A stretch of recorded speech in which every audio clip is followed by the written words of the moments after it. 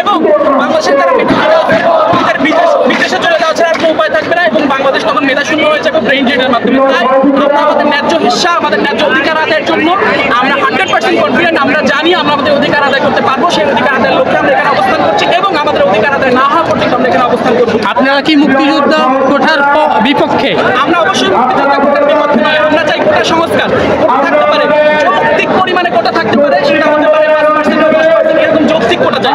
100 জনের 56 জন কোটা, এটা কোনো দেশে হতে পারে না। এবং বিশ্বের আমরা অন্যান্য দেশে কোটা আছে, ভারতে একটা পরিবার থেকে কোটা সর্বোচ্চ একজন ব্যবহার করতে পারে বা একবার ব্যবহার করা হলে ভবিষ্যতে আর ব্যবহার করা যায় না। এরকম একটা সংসদীয় স্থায়ী সমাধান চাই, কোনো পরিবর্তনের মাধ্যমে বাতিল হাইকোর্টের আবার নাই, এই ধরনের কোনো সমাধান আমরা করতে চাই না। আমরা স্থায়ী সমাধান চাই আমাদের জন্য, ভবিষ্যৎ প্রজন্মের জন্য। আমরা এই আন্দোলনে নেমেছি এবং আমরা বিশ্বাস করি আমরা সফল হব। আপনার এই হাতে শিকল কেন? এই আন্দোলন করছেন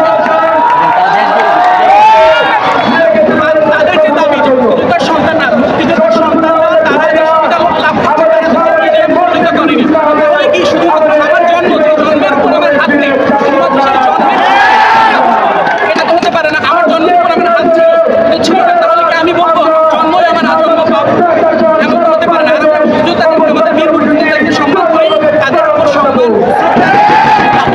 আমরা এখন এই আন্দোলন নেমেছি, আমরা তাদের কোটা বাতিল চাই না। আমরা চাই যারা অনগ্রসর মুক্তিযোদ্ধাদের পরিবার আছে তাদের জন্য ব্যবস্থা নেওয়া হবে, ভাতা আরো কয়েক গুণ বাড়বে, তাদেরকে আরো যেভাবে সম্পর্ক করা হোক। দেশের মেধাবীদের মেধাবীদের হাতে শিকল ধরে যে অবস্থা বা কাঠামো তৈরি করা হচ্ছে, এই কাঠামোর বিরুদ্ধে আমাদের দৃঢ় অবস্থান।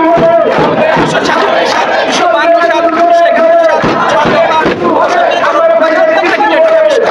1976 ঢাকা বিশ্ববিদ্যালয় বাংলাদেশের রাষ্ট্রকে জন্ম হয়েছে। আমরা বিশ্বাস করি প্রত্যেকটা ন্যায্য হিস্সার মধ্যে এই ন্যায্য হিস্সা আমরা আদায় করবো ইনশাআল্লাহ। আচ্ছা, অনেক আপু বলছে যে তার মহিলা যে 10% কোটা আছে সেটাও দরকার নেই, এটা কারণটা কি? নারী কোটার দরকার হচ্ছে, নারী কোটা চালু করা 1972 সালে বঙ্গবন্ধু নিজে চালু করেন। 1972 সালে নারীদের 10% কোটা ছিল, বর্তমান নারীদের 10% কোটা। এর মানে কি আমরা এটা বলবো 1972 সাল থেকে 2024 সাল পর্যন্ত গত 52 বছর নারীদের কোনো উন্নয়ন হয়নি?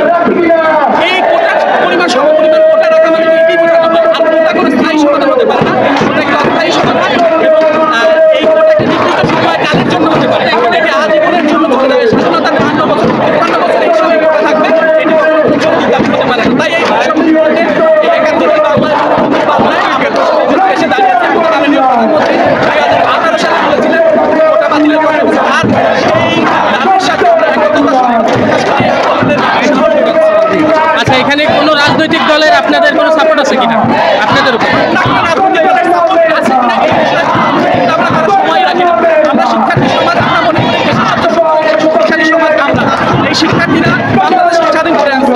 এই শিক্ষার্থীদের কোনো ধরনের সাপোর্ট দরকার নেই। আপনি যদি আশেপাশে তাকান, শিক্ষার্থীদের যৌক্তিক দাবি এবং শিক্ষার্থীদের অবস্থান দেখে আপনারা বুঝতে পারবেন যে এখানে আমাদের কারণ আমরা নিজেদের স্বার্থে নিজেদের মেধাকে শিকল না পুড়িয়ে এই দেশে থেকে দেশের মাটিতে দেশের উন্নয়নের জন্য কাজ করার নিমিত্ত আমরা এই কোটা আন্দোলনে দাঁড়িয়েছি।